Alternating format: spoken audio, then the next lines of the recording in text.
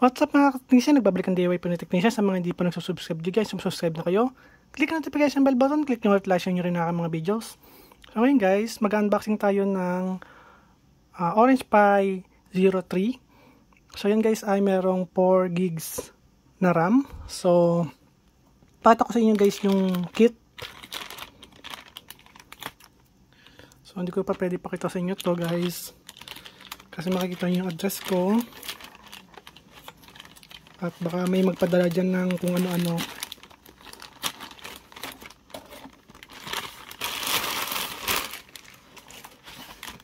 So, ayan guys yung binili natin. Ano po to guys? Tawag dito. Direct po to sa website. Hindi sa website. Direct po to sa official store po nila sa AliExpress. So, nakalagay naman po yun sa website nila.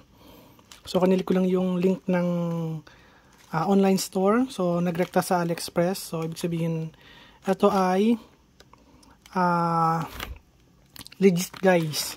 Legit na seller. So, ito may kasamang 32 gig. Pero guys, ito ay hindi ko sure guys kung tunay itong SanDisk. Kasi Chinese version. May kasama siya ng power supply, pero syempre hindi ko gagamitin yung power supply na ganito guys, kasi mahirap na. Minsan ano siya guys, masyado siyang high frequency. Okay, so mas maganda na yung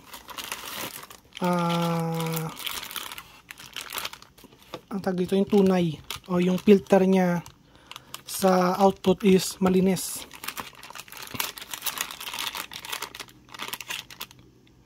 Ito guys, micro HDMI to full HDMI. Ayan guys, micro HDMI to full HDMI. So ayan yung mga kasama niya. Kasi kit ko guys kasi binili para makita ko lang kung ano yung mga ano niya, yung mga itsura. Gusto ko rin malaman kung tunay ba yung mga yan or generic lang. Pero ito guys, tunay ito kasi galing nga sa official nila guys. So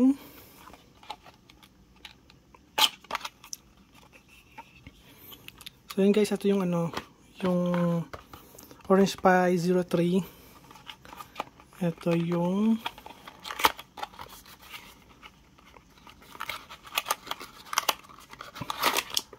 ito yung shield niya guys, para makapagdagdag ng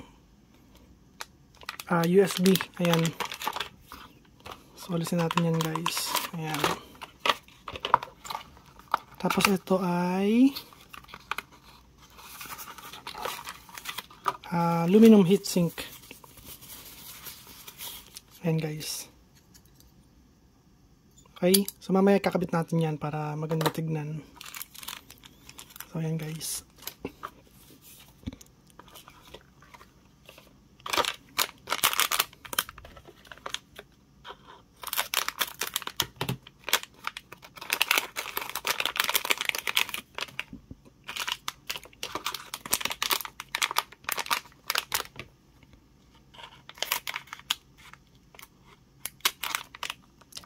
Kaya pala kaya ganito boses ko guys, kasi may ano ko sa dila. Tawag ito yung sugat. Ayan, so maliit lang pala siya guys. Ayan,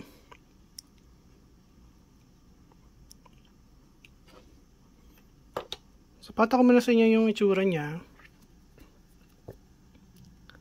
So ayan guys, so similar dito yung 1, 2 and so on guys, yan, up to 26. Ayan. So 1 to 26 yung pin niya. Ayan. Tapos ayan yung mga number ng mga IC. Ayan. So ito yung regulator niya guys.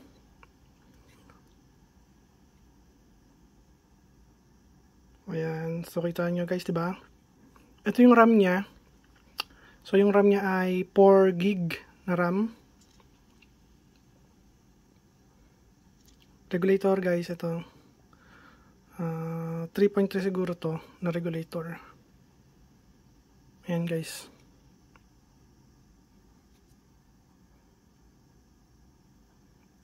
Ayan. Ito naman yung CPU niya guys. Ito yung kailangan malagyan ng heatsink kasi ito yung umiinit guys. Ayan o. So ayan yung mga soldering ball. Ayan o, sa ilalim. Ito yung Wi-Fi module at saka Bluetooth module niya. Ito naman guys para sa internet niya. Ethernet, ayan, para sa RJ45. Yan po yung 1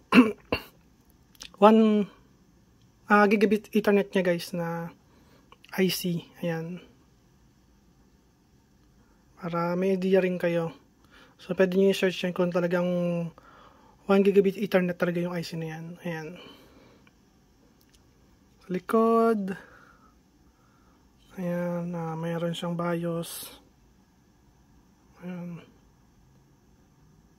128 yung ano niya guys. Tag ito. Yung flash firmware niya.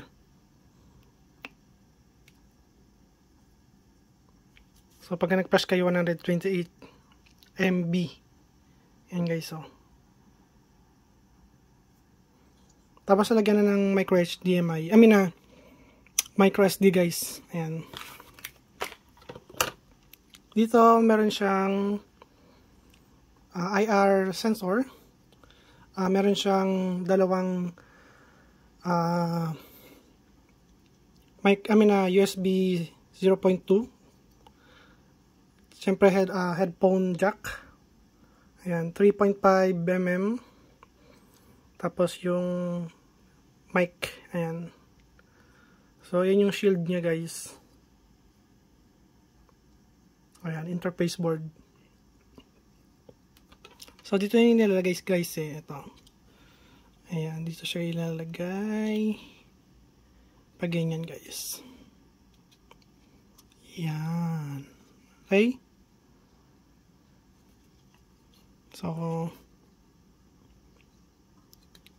ayan guys, at ilagay na natin to para nakakabit na siya guys. So wait lang guys, babalik ako kapag nakakabit na siya. So ayan guys, bago yun, ayan, nilagay ko muna yung mga terminal pads niya. So may mga ano yan guys, plastic.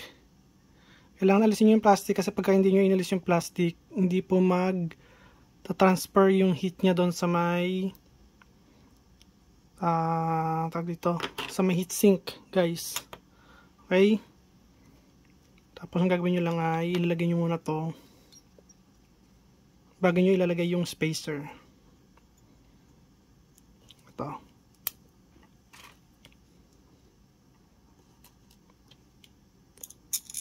So ganyan lang gagawin nyo guys. Ayan. Isa-isa nyo lang. Ayan.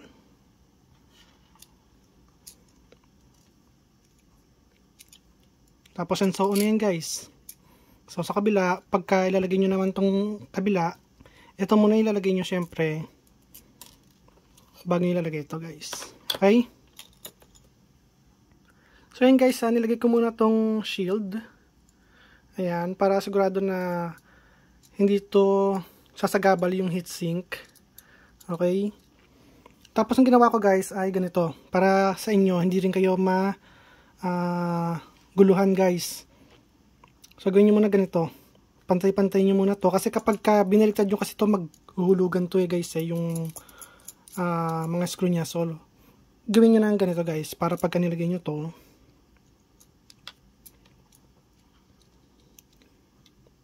ayan guys. So ayan, diba? Nakadikit na silang lahat. Tapos kukunin ko lang to. Diba? Tapos ngayon lalagyan nyo ng screw. Ng nut. Ayan. So So, ayan lang guys.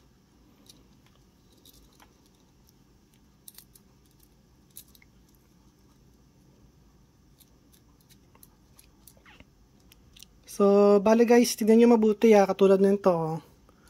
Nakita nyo yun, tumatama sa may module. Ayan, oh. So, nakakatakot yan, baka masira naman yung module pagka hinigpitan nyo siya. So, ang gagawin ko dyan ay aanin ko to guys, aayusin ko mabuti to. Ayan, kasi parang hindi siya pantay-pantay, oh. Mahirap na kasi guys, baka masira natin yung pinaka niya, processor. Kasi pag hinigpitan natin yan, tulad yan guys, nakita nyo, oh. Kita nyo ba? Oh. Ayan, oh. Nakaangat siya.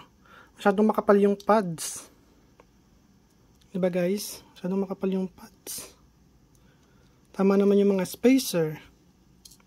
Makapal lang yung pads. So, ayan guys, babalik ako kapag ka na fix ko na mabuti to guys, kasi mahirap kapag ka ganito. Tapos sabihin ko na lang sa inyo kapag ka okay na siya, kung ano yung ginawa ko. Okay guys? So ayun guys, kung nakita nyo, inukaan ko siya. Ano, inalisan ko ng konti. So ito siya guys, oh. Konti lang yung inalis kong plastic. So ikot ko lang siya.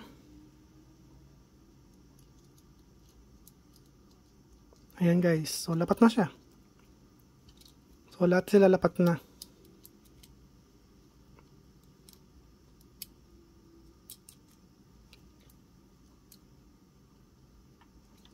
So ayan guys, lapat na silang lahat.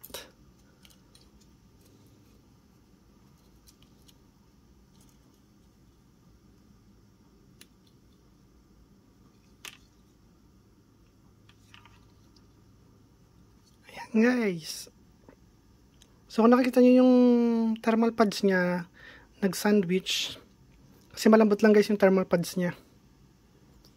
So yan guys, at babalitaan ko na lang kayo guys kapag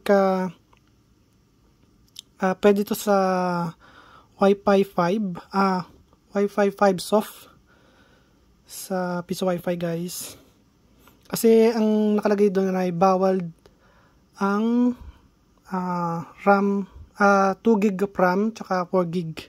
So, bawal daw yung 4 gig. So, tingnan natin guys. Baka magkaroon din sila ng update na pwede na to sa 4 gig. Ayan.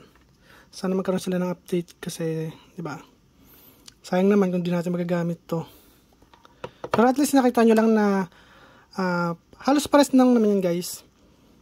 Yung board ng 4 gig 1.1 gig, 1.5, 2 gigs saka 4 gig. Parehas lang yan guys.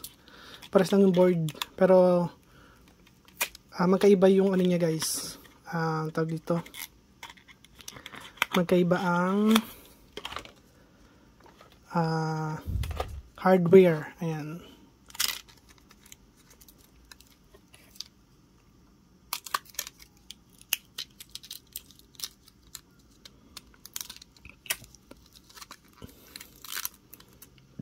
Original to guys. Original. Ito yung original guys. Tanggalin nyo. Pakita ko sa inyo. Kita nyo yan no? Yung mga dot na yan no? Yan. Original po yan. Yan. Okay. So. Yan. Gagamitin natin to. Pa-flash natin ng Wi-Fi 5 soft. At itatry natin to guys. Siyempre. So, sa mga susunod na video natin guys, makikita nyo na kung pwede ba to, okay? So, sa ngayon, pinakita ko muna sa inyo kung ano yung laman. Review lang natin yung unbox lang. Review lang ng mga, ano niya guys, mga hardware. Okay, yung mga component niya, mga parts niya, yung shield. So, para alam niya lang na pwede kayo guys bumili nito. Kung sakaling nasira man to, pwede kayo guys bumili ng ganitong shield para meron kayong extra dalawang tag dito, USB type A. So kung mag-ano kayo, USB to LAN, pwede kayong gumamit ng tatlo rito guys. So isa, dalawa, tatlo. So ayan lang guys, at kung nagustuhan niyo ang video ko, huwag kalimutan mag-like or subscribe, click notification bell button, click nyo all guys. Bye. Peace.